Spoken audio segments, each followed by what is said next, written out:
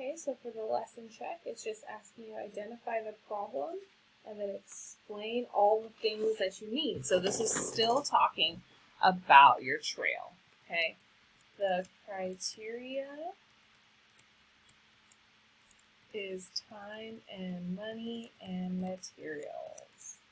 Okay, that's still our criteria. The constraints, those are all the constraints. I want to put the constraints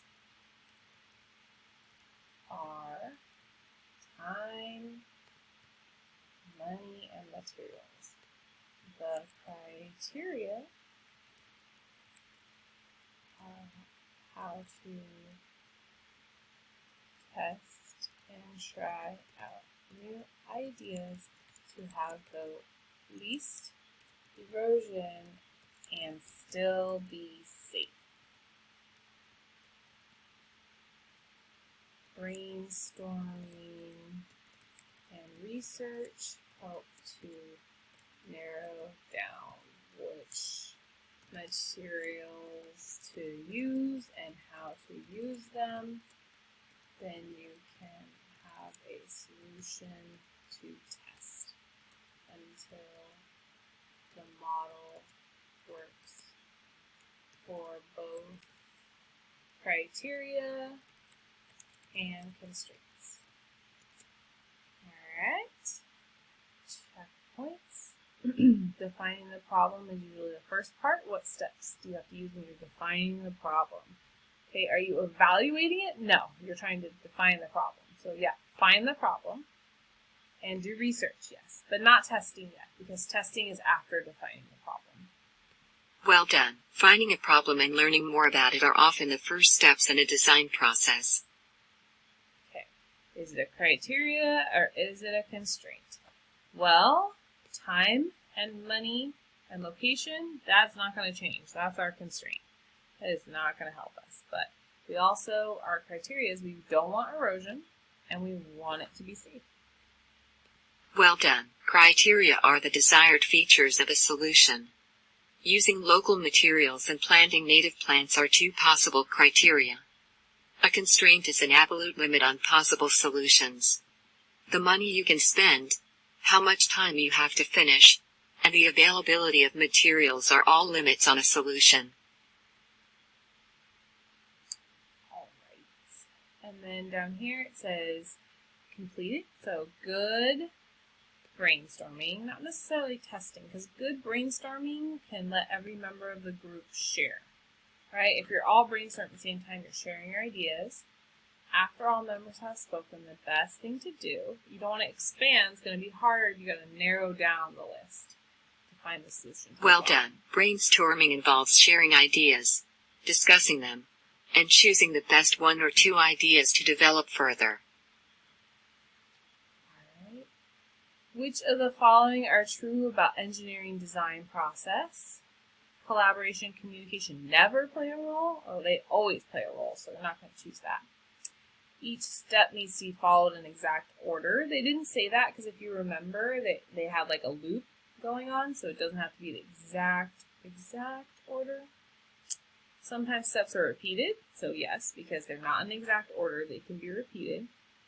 Some solutions work better than others, always. Steps are always the same, no matter the problem? No, they can be different.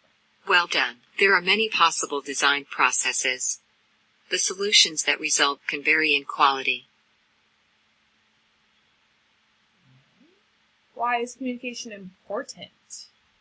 Is it so engineers know what mistakes others have made? Yes, because when you do research, you're like, what other problems did they have so you can avoid and then you don't have to have those same problems. To ensure that brainstorming happens after it's designed. No, you got to brainstorm before you design, so that doesn't make sense. Share information? Yes. The more information you share, the better it is. Engineers can keep track of where others are living. That's not always really important, so just A and C. Well done. Engineers communicate to share ideas and help others learn to solve problems. Okay. We're going to do lesson Roundup. Your teacher wants the class to brainstorm the ways to rearrange the desk so everyone can see the front of the class better. What were the processes you would use? Would you ask questions? Yes. Oh, what are the steps? Got it. I'm like, you would definitely use all these. Okay. Discuss, identify, ask questions. So you got to ask questions to learn about the problem first. Then you're discussing it. Well, then you're identifying what's a good solution. What meets the criteria.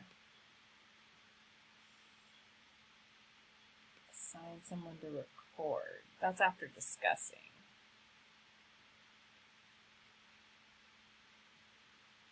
And then test to see if it works. Let's see. When do you That's record? not it.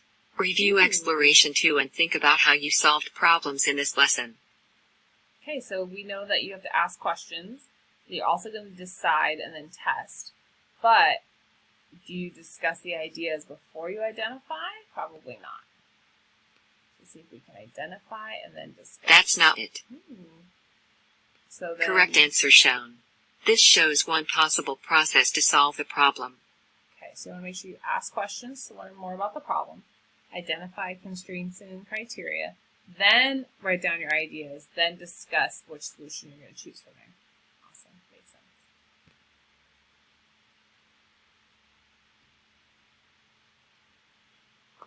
After a problem has been identified, it is important to do research to learn about the issue. This will lead to a more complete set of your criteria and constraints. Always Well important. done. Learning more about a problem helps you clearly define the criteria and constraints.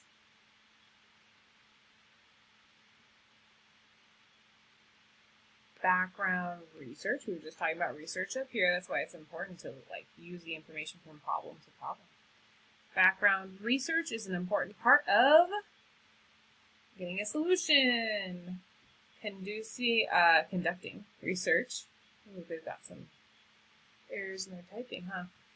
Conducting research helps us learn more, right? We're going to learn more about how to solve these problems. Well done. Background research can help us discover ways others have attempted to solve a particular problem. So that's going to be everything for lesson 2, and we're going to do lesson 3 next.